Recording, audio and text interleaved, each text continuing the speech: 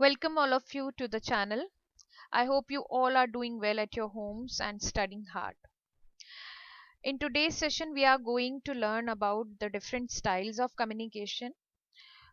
What are the different styles of communication and what are the traits of different styles. And in previous lecture, we learned about the basics of pronunciation. We learned about phonetics क्या होते हैं. We learned about vowel, diphthongs and consonants and how can we pronounce the words correctly and properly. और आज के session में हम बात करने वाले हैं कम्युनिकेशन स्टाइल्स की कि कौन कौन से कम्युनिकेशन स्टाइल्स होते हैं. कम्युनिकेशन स्टाइल का क्या मतलब होता है? कम्युनिकेशन स्टाइल का मतलब होता है communication style is the ability of a person by which he or she can express their views and thoughts to other people. Communication style क्या होता है कि एक तरह की आपकी एबिलिटी है जिस तरीके से आप अपनी बात को दूसरों के सामने व्यक्त कर पाते हो. अब बेसिकली अगर हम बात करें तो कम्युनिकेशन स्टाइल्स आपके चार तरीके के मेन कैटेगरी होती है कम्युनिकेशन स्टाइल्स की. सबसे पहला जो स्टाइल होता है that is aggressive, second is passive submissive, third one is passive aggressive and fourth one is assertive. अब यहाँ पर अगर हम बात करें सबसे पहले कम्युनिकेशन स्टाइल की, वो होता है आपका एग्रेसिव. एग्रेसिव का क्या मतलब होता है? बहुत ही ज्यादा जो एग्रेशन में रहते हैं, अपने आगे किसी की सुनते नहीं है लोग, ऐसे गुस्से में रहने वाले लोग, दूसरों की रिस्पेक्ट नहीं करते, उनको बस अपने काम से मतलब होता है, चाहे वो उनका काम किसी भी कॉस्ट पे पूरा हो. दूसरों को इग्नोर करा देते हैं, कर देते हैं, चुप करा देते हैं, उनकी बात सुनते नहीं हैं, स्ट्रॉन्ग लैंग्वेज का यूज करते हैं. तो इस तरीके का जो कम्युनिकेशन स्टाइल होता है, वो जो स्टाइल होता है दैट इज वेरी एग्रेसिव, मतलब दूसरों को डोमिनेट करके अपनी बात मनवाना. ठीक है, दैट इज कॉल्ड एग्रेसिवनेस. तो पहला जो कम्युनिकेशन स्टाइल है वो है आपका aggressive. The people who are having aggressive nature, aggressive communication style, they don't listen to the other people, they don't value the opinion of other people. उन्हें सिर्फ अपनी बात से मतलब होता है, चाहे वो चिल्ला के कराएं अपना काम या कैसे भी करें, मतलब सिर्फ और सिर्फ अपनी बात के ऊपर वो लोग जो है वो जोर देते हैं, दूसरों की बात को बिल्कुल भी नहीं सुनते, डिसरिस्पेक्ट करते हैं दूसरे लोगों की. Second style is passive submissive. Passive submissive का क्या मतलब होता है? ऐसे लोग जिनको आर्ग्यू नहीं करना होता है, किसी कन्फ्लिक्ट में नहीं पड़ना चाहते हैं, तो वो अपना सारा जो कंट्रोल है वो दूसरों के हाथ में दे देते हैं कि ठीक है, आपको जैसे ठीक लगता है आप वैसे करो. ऐसे लोगों के अंदर सेल्फ रिस्पेक्ट वाला जो फैक्टर होता है वो थोड़ा सा कम होता है, मतलब उनको फर्क नहीं पड़ता. ठीक है, दूसरों की कही भी बात को आसानी से एक्सेप्ट कर लेते हैं, चाहे वो किसी ने गलत ही क्यों ना कहा हो, वो बहुत आसानी से एक्सेप्ट कर लेंगे, किसी को कुछ नहीं कहते, बिल्कुल शांत रहते हैं, एक्सप्रेसिव नहीं होते हैं और सॉरी बोलते रहते हैं अगर उनकी खुद की गलती भी नहीं होती है. तो ऐसे लोग जो होते हैं बहुत ही इंट्रोवर्ट टाइप के होते हैं कि मतलब बिल्कुल अपनी बात को, जिनके कोई महत्व ही नहीं होता अपनी उनकी खुद की बात का, हर छोटे से छोटे डिसीजन के लिए they depends on different people. Next category is passive aggressive. Passive aggressive का मतलब क्या होता है? ऐसे लोग जो कि they trying to get your own way without taking the responsibility. अपना काम भी कराना है and they don't want to take the responsibility, दूसरों को हर्ट भी कर सकते हैं. ऐसे लोग इनडायरेक्ट तरीके से अपना गुस्सा दिखाते हैं, इनडायरेक्ट तरीके से तरीके अपनाते हैं अपनी बात को मनवाने के लिए. तो ऐसे लोगों से मतलब दूसरे लोगों की एब्सेंस के अंदर उनकी बुराइयां करना, ठीक है, और दूसरे के बारे में ज्यादा सोचना कि उसने ऐसे कर दिया तो ऐसा हो गया होगा. इस तरीके के जो लोग होते हैं पैसिव एग्रेसिव लोग होते हैं, जो कि एक तरीके का नेगेटिव ही कम्युनिकेशन स्टाइल होता है. And the last one is assertive. Assertive communication style वाले लोग सबसे बैलेंस्ड होते हैं, अपनी बात को बहुत अच्छे तरीके से कहते हैं, दूसरों की रिस्पेक्ट करते हैं, सेल्फ रिस्पेक्ट इनमें बहुत ज्यादा होती है कि हाँ, आपकी अगर अपनी खुद की बात सही है तो वो किसी भी चीज के आगे कॉम्प्रोमाइज नहीं करते हैं, अपनी बात को बहुत अच्छे से एक्सप्रेस करना, दूसरों के व्यूज और दूसरों की प्रॉब्लम्स को भी वो बहुत अच्छे से समझते हैं.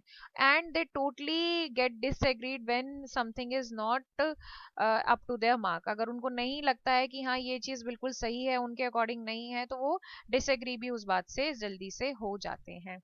ठीक है, तो ये जो थे ये चार तरह के आपके जो कम्युनिकेशन स्टाइल्स थे, जो कि आपके बुक में दिए हुए हैं. कम्युनिकेशन स्टाइल्स में सबसे पहला था आपका एग्रेसिव, सेकंड है passive submissive, third one is passive aggressive and fourth one is assertive। अब यहाँ पर इनका कुछ एक्सप्लेनेशन भी दिया हुआ है, कुछ एग्जाम्पल्स भी दिए हुए हैं, ये आप देख सकते हो बुक के अंदर। जब आप I have already share the PDF with you all, तो आप लोग साथ के साथ अपनी पीडीएफ को भी रेफर कर सकते हो। नेक्स्ट कम्युनिकेशन, इसी के अंदर असर्टिव कम्युनिकेशन दिया हुआ है जो मैंने अभी आपको बताया है। Being assertive is healthier communication style, सबसे हेल्दियर होता है। क्या क्या चीजें असर्टिव कम्युनिकेशन स्टाइल में आती हैं? Expressing your views without disrespecting other और योरसेल्फ, अपनी और दूसरों की डिसरिस्पेक्ट किए बिना अपने व्यूज को बताना, रिस्पेक्ट करना दूसरों की। Communicating your opinion and wishes clearly, जो भी आप चाहते हो, जो भी आपका ओपिनियन है, उसे आप दूसरे लोगों को क्लियरली बताते हो। Being open to other point of view, दूसरे लोग जो आपसे बात कह रहे हैं उनके लिए उनकी बात को भी आप बड़े ध्यान से सुनते हो। Finding a balance between your needs and others needs, आपकी खुद की जो नीड्स हैं, आप क्या चाहते हो, और जो दूसरे आपसे चाहते हैं, उनके बीच में प्रॉपर तरीके से बैलेंस क्रिएट करके चलने वाले लोग ये होते हैं। अब एडवांटेजेस क्या होते हैं असर्टिव नेचर के? सबसे पहला तो है इसका advantage, being assertive builds confidence, आपका जो सेल्फ कॉन्फिडेंस है वो बढ़ता है, सेल्फ रिस्पेक्ट बढ़ती है, और prevent you from saying the words और डूइंग द एक्शन दैट में रिग्रेट लेटर, आपको ऐसी हरकतें, ऐसे काम करने से असर्टिव नेचर बचाता है जिसकी वजह से आपको बाद में पछताना करना पड़े। Make you and other feel positive, आपको भी पॉजिटिव रखता है, दूसरे लोग जो आपसे मिलते हैं उनको भी पॉजिटिव रखता है। Make sure that everyone express their ideas and meet the need of all, सभी को बोलने का मौका दिया जाता है, इस तरह के नेचर के लोग सबको ही मौका देते हैं, और लास्ट में वो ये सोचते हैं कि जो सबकी एग्री हो और जिसके अंदर भलाई का काम हो वही काम किया जाए। Helps you to become more and more confident worker and better communicator, आपको अच्छे तरीके से बोलना आना सिखाने सिखाने में इसका बहुत मुख्य रोल होता है, और आपकी कम्युनिकेशन स्किल्स को भी ये धीरे धीरे निकालता है। अब यहाँ पर आपका एक कुछ वो दिए हुए हैं कि किस तरीके से आप असर्टिव कम्युनिकेशन को प्रैक्टिस कर सकते हो, किन किन चीजों का आपको ध्यान रखना चाहिए। सबसे पहले 7 एक्शंस फॉर असर्टिव कम्युनिकेशन, कौन कौन से ऐसे 7 एक्शन है जिनको आपको फॉलो करना चाहिए। सबसे पहले, be confident, when someone walks into the room smartly with confidence, he or she get the attention of all the other people easily। obvious सी बात है कि जब भी कोई बहुत कॉन्फिडेंट होता है सभी लोगों का ध्यान एकदम उसकी तरफ जाता है। अब टिप्स क्या है कॉन्फिडेंट रहने के? सबसे पहला है, show confidence in the way you sit, stand और वॉक, जिस तरीके से आप बैठते हो, चलते हो, खड़े होते हो, एक तरीके की आपकी बॉडी लैंग्वेज है, आप उसे कॉन्फिडेंट रखोगे तो लोगों को समझ में आएगा कि she is a very confident girl और he is a very confident boy. Keep your shoulder straight and chin up, अपने शोल्डर्स को आपको झुकाकर नहीं चलना होता है, झुकाकर नहीं बैठना होता है, आप स्ट्रेट बैठिए और अपनी चिन जो है वो सीधी रखिए। Practice maintain eye contact, whenever you are talking to a group of people or a single person, you need to maintain the eye contact with them।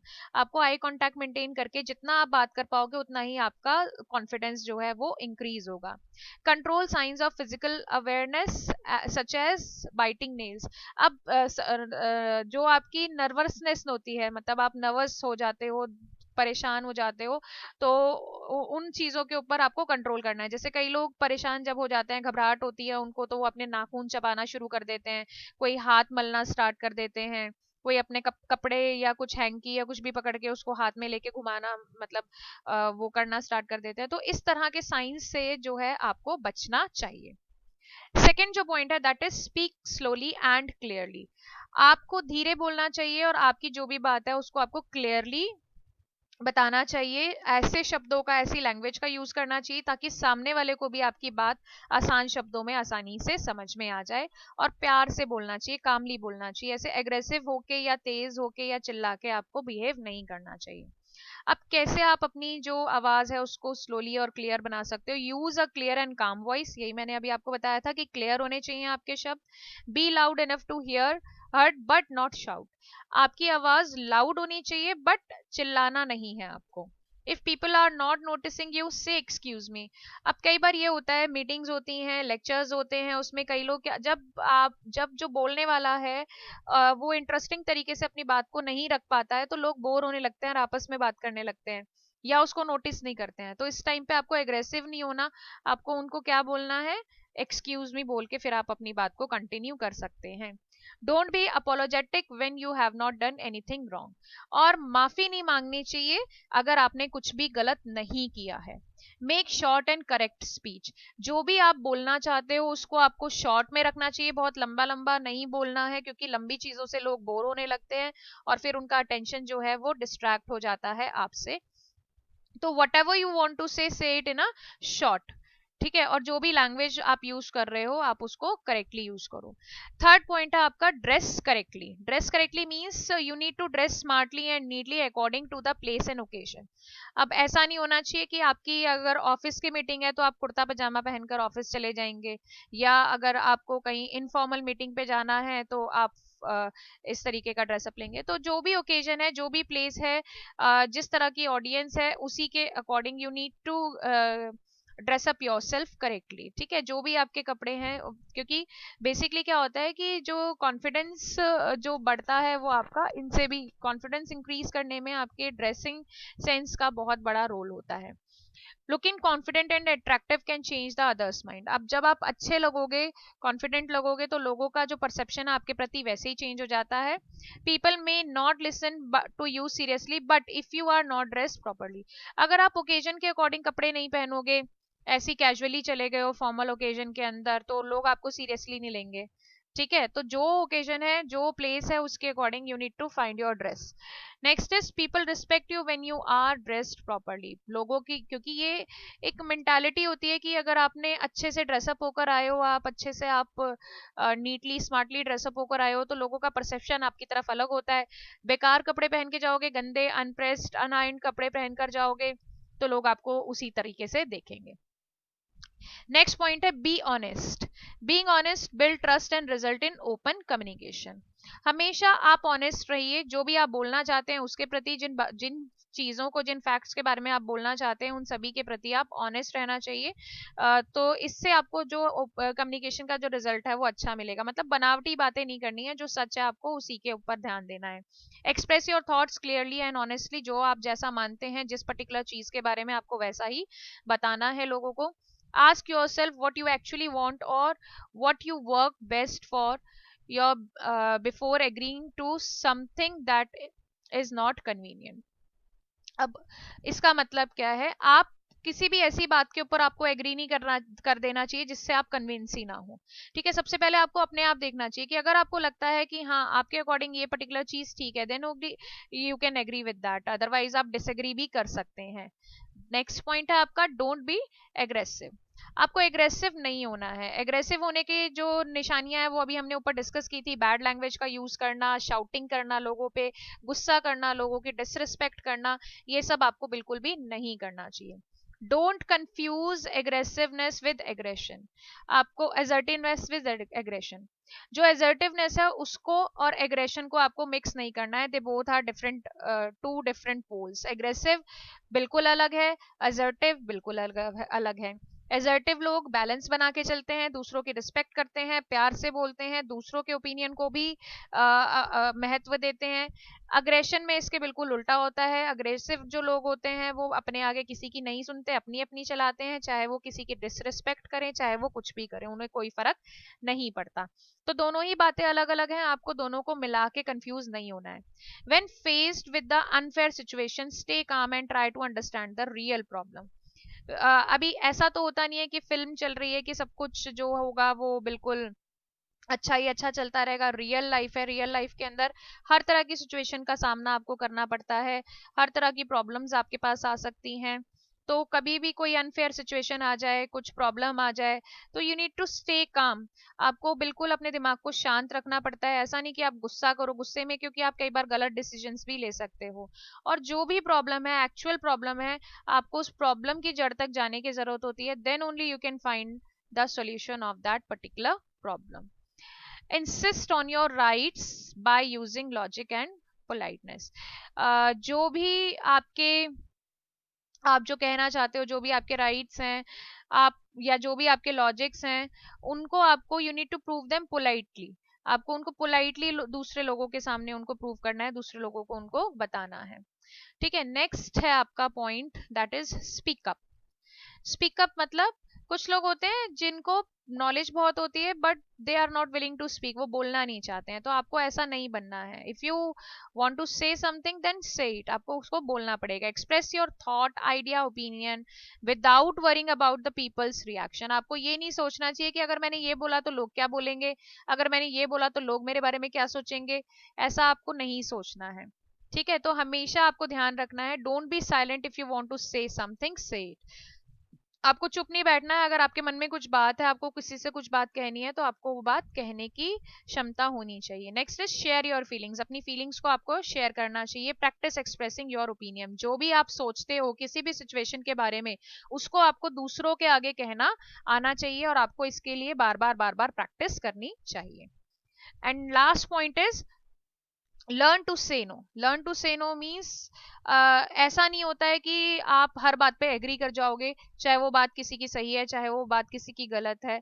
गलत बात गलत ही होती है, चाहे वो आपका बॉस हो, चाहे वो आपके घर वाले हो, चाहे वो कोई भी होगा। कोई भी ऐसा चीज जो आपको लगता है कि आपके ओपिनियन के अकॉर्डिंग, आपके जो भी आपके थॉट प्रोसेस है उसके अकॉर्डिंग ठीक नहीं है, then you need to say no to that particular thing. आपको उसको रिफ्यूज करना आना चाहिए। ठीक है, अब जब आप ऐसा करते हैं तो यू रिस्पेक्ट योर सेल्फ, आप अपनी रिस्पेक्ट करते हैं। क्योंकि कभी भी हमें ऐसा काम नहीं करना चाहिए जिसके अंदर बाद में हमें हमारे मन में लगता रहे कि नहीं, ये तो चीज सही नहीं थी, फिर भी मैंने कर दिया।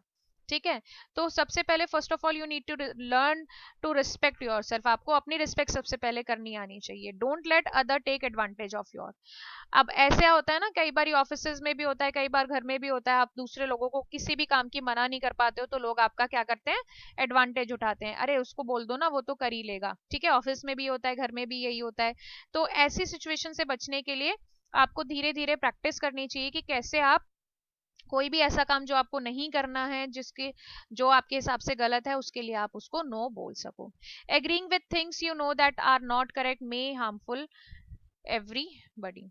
ओके, कोई भी ऐसी चीजें जो कि आपको पता है कि करेक्ट नहीं है, आपको वो हार्म कर सकती हैं, ठीक है, आपको भी कर सकती हैं और दूसरे लोगों को भी कर सकती हैं, तो उसके लिए भी आपको जो है नो कहना आना चाहिए।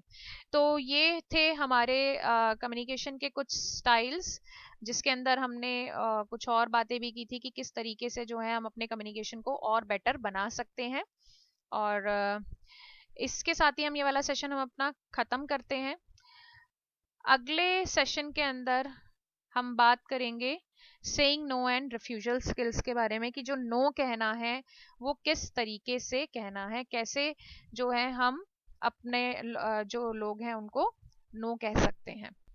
तो अभी हमने बात की थी अपने सेशन में कि किस तरह से जो कम्युनिकेशन के जो स्टाइल्स होते हैं वो कौन कौन से होते हैं, और कैसे आप अपने कम्युनिकेशन स्किल्स को और बेटर बना सकते हो।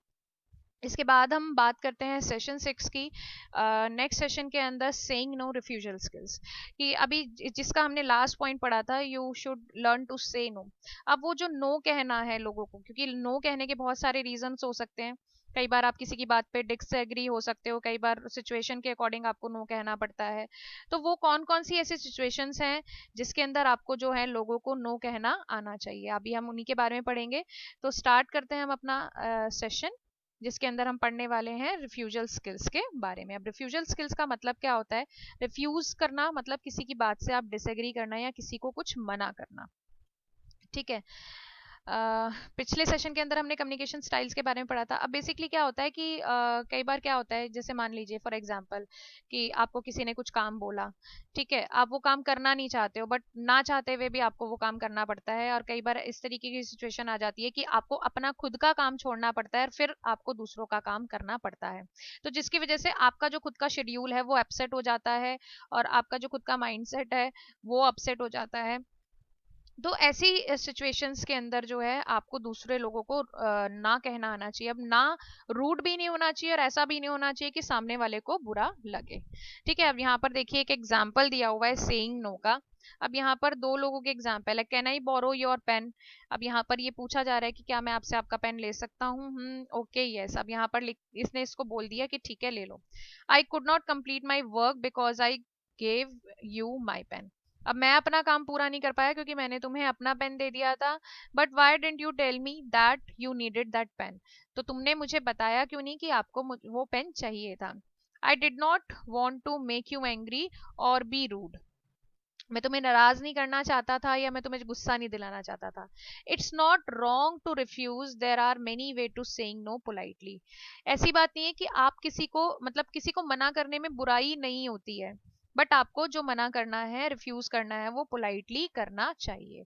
तो इसमें वही सिंपल सी एक सिचुएशन बताई है जो कि डे टू डे लाइफ में सबके साथ ही होती है कि कई बार सिचुएशंस ऐसी हो जाती हैं कि आपको आप मना नहीं कर पाते हो दूसरे लोगों को, चाहे वो आपसे आपका कुछ ले रहे हैं या आपको अपना कुछ काम बता रहे हैं। It is very difficult to say no to your family, friends, colleagues and seniors. You may find it difficult to say no for the various reason. अब वो रीजन क्या क्या हो सकते हैं जिसकी वजह से हम दूसरे लोगों को काम के लिए मना नहीं कर पाते हैं। You may not want to make the other people upset और एंग्री। आप दूसरे लोगों को नाराज नहीं करना चाहते हो या उन्हें गुस्सा नहीं दिलाना चाहते हो। Next is you may not want to start an argument और सीम्स अनहेल्पफुल। आप किसी के साथ कोई आर्ग्यूमेंट नहीं करना चाहते हो। You may not want to be left out of the group or team। आप ऐसा भी नहीं चाहते हो कि कल को मैं इनको इनके काम के लिए मना करूं और ये लोग मुझे अपने ग्रुप से निकाल दें या मुझे अकेला छोड़ दें। तो इस तरह की कुछ और भी सिचुएशन हो सकती हैं, पर्सन टू पर्सन डिपेंड करता है। तो इन तरह की सिचुएशन से बचने मतलब बचने के लिए लोग जो है वो दूसरों के काम को मना नहीं कर पाते, बट पोलाइटली आप मना कर सकते हो। अब वो पोलाइटली कैसे किया जाता है मना, देखिए, remember the word A E I O U. अब A E I O U क्या है? These are the vowels. You can follow the steps for saying no politely by using A E I O U model. अब इस model को use करते हुए हम politely कैसे मना कर सकते हैं डिफरेंट डिफरेंट सिचुएशन में, देखिए वो हम देखते हैं। यहाँ पर देखिए आपकी बुक में एक टेबल दी हुई है, स्टेप्स टू सेइंग नो, कि आप दूसरों को काम के लिए कैसे मना कर सकते हो। सबसे पहले दिया है ए का मतलब है ask question. Ask question to find out how important the task is before saying no. दूसरों को मना करने से पहले आपको उस काम की आपको इंपॉर्टेंस पता होनी चाहिए कि कितना इंपॉर्टेंट है ये काम किया जाना। ठीक है। Next is engage by using polite statement. if you are not sure that you need to say no to be request to the request, you must refuse politely। आपको क्या करना है? पोलाइट स्टेटमेंट देनी होती है। ठीक है। आप ऐसे बिल्कुल डायरेक्टली आप मना करोगे तो हो सकता है सामने वाले को बुरा लग जाए। आप पोलाइटली रिफ्यूज करने की उसको कोशिश करो। ठीक है। मतलब कोई भी इस तरीके का रीजन बताओ कि जिस वजह से आप वो काम जो है वो आप नहीं कर सकते हो या वो चीज अपनी कोई आप उनको नहीं दे सकते हो। नेक्स्ट है I, include a reason for saying no. किस वजह से आपको जो रीजन है वो देना पड़ रहा है, मतलब मना करना पड़ रहा है। 2 points to remember, when you are refusing someone's request give an explanation of your feelings. अच्छे तरीके से आपको एक बढ़िया सा एक्सप्लेनेशन आपके पास होना चाहिए, जैसा जिस वजह से आप उस चीज को मना कर रहे हो, और रीजन आपके पास अच्छा होना चाहिए।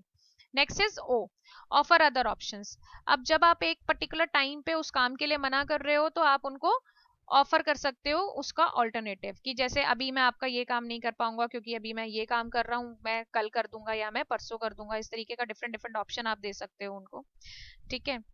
ए ई आई ओ यू, तो ये थे कुछ तरीके जिसकी वजह से आप मना कर सकते हो। यू का मतलब क्या है? थैंक द पर्सन और the people for understanding your situation. And last में अगर वो बंदा मान जाता है कि हाँ ठीक है आप बिजी हो या आपका रीजन वैलिड है, आप जिस वजह से मेरा काम नहीं कर पाओगे, तो आपको you need to say thank to him, आपको उसको थैंक यू भी बोलना चाहिए।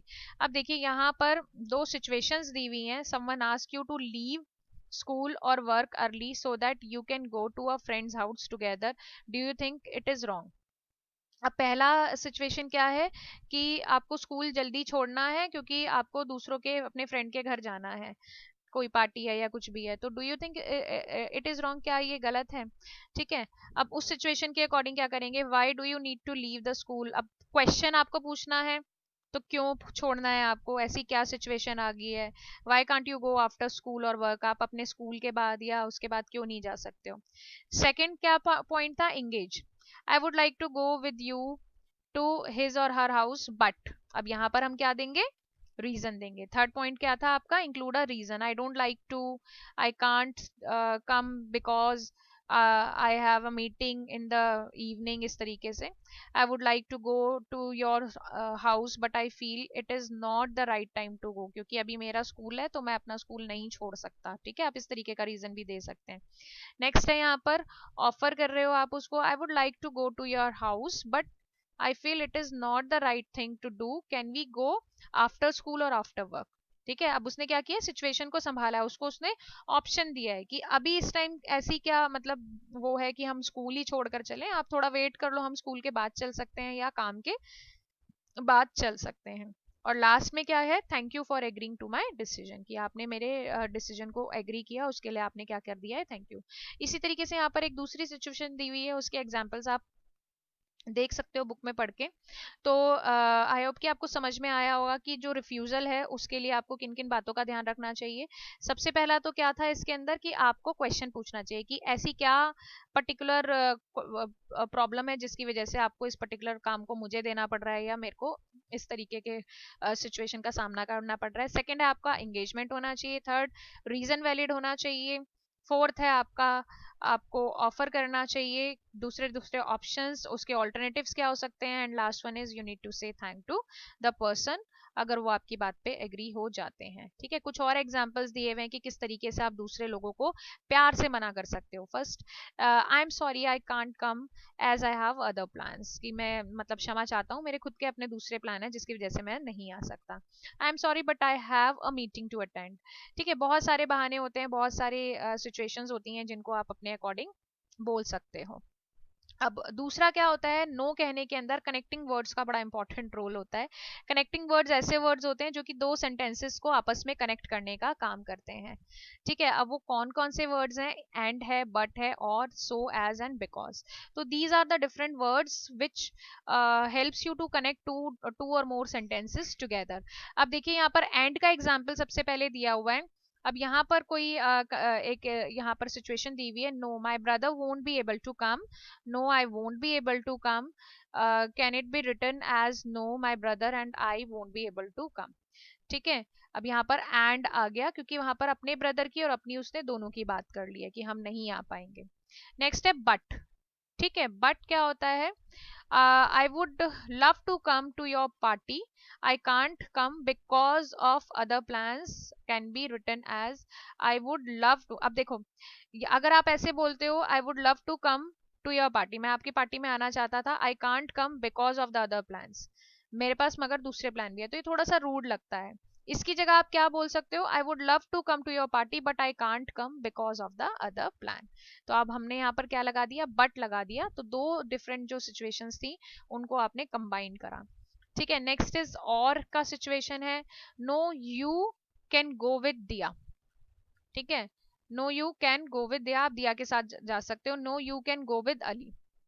अब एक ही बात को बोलने के लिए उनको दो अलग अलग सेंटेंसेस का यूज करना पड़ रहा है, तो rather than you can use no you can't, you can go with Diya और अली, आप दोनों में से किसी के साथ भी जा सकते हो। अब ऐसी सो, एज एंड बिकॉज वाले सेंटेंसेस बन जाते हैं। फिर अगेन ये जो सेंटेंसेस है डिपेंड करते हैं कि सिचुएशन क्या है। तो अभी इस सेशन के अंदर हमने सीखा है, आज के पूरे लेक्चर के अंदर, कि कम्युनिकेशन स्टाइल्स क्या होते हैं। चार तरह के कम्युनिकेशन स्टाइल्स के बारे में हमने बात की है। उसके बाद हमने बात की थी कि किस तरीके से जो नो है वो कैसे बोला जाता है, किस तरीके से आप पोलाइटली नो बोल सकते हैं। तो आज के सेशन में हम इतना ही कवर करेंगे। नेक्स्ट सेशन में हम बात करेंगे राइटिंग स्किल्स के बारे में, पार्ट ऑफ स्पीच के बारे में। तो तब तक के लिए आप अगर आपने अगर कुछ कहीं पर कुछ कंफ्यूजन है तो आप लोग मेरे से पूछ सकते हैं, you can ask me in comment sections also. और if you are new to my channel then subscribe to it for more such videos and updates. Thank you so much.